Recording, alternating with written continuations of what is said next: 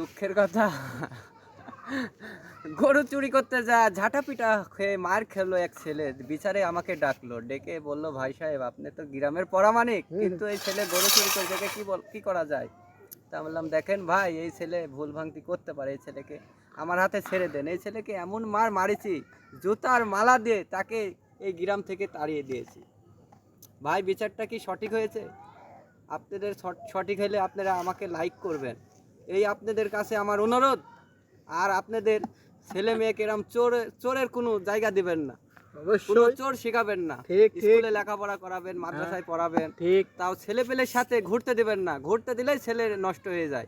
এই ছেলেটা কয় বছর বয়স, এই ছেলেটা চুরি করতে গেছে, বাপের গোয়ালে থেকে গরু চুরি করে বিক্রি করতে যাচ্ছে। ঠিক লাস্টে ধরতে পারি এই ছেলেটাকে কি মার। পরে আমি গেলাম, আমাকে ডাকলো গ্রামের পরামানিক, আমি যাই, ছেলেটাকে অনেক বুঝাইলাম। ছেলেটা বাপ মায়ের পা ধরে মাপ চায়, বসে, মা আমি আর এই কাজ জীবনেও করবো না, বন্ধুর পাল্টে পড়ে আমি এই কাজ করেছি। ঠিক তে ভাইরা, ছেলে পেলেকে টাচ ফোন কিনে দিবেন না। ঠিক টাচ ফোন কিনে দিলে আপনাদের পরে পস্তাতে হবে। যেরকম এই ছেলে পস্তাইছে, এই টাচ ফোন নেওয়ার জন্য গরু চুরি করেছে। ঠিক গরু চুরি করি এই ফোন নিয়ে এক মেয়ের সাথে কথা কবে। এই ছেলের কি বিয়ে করার বয়স হয়েছে?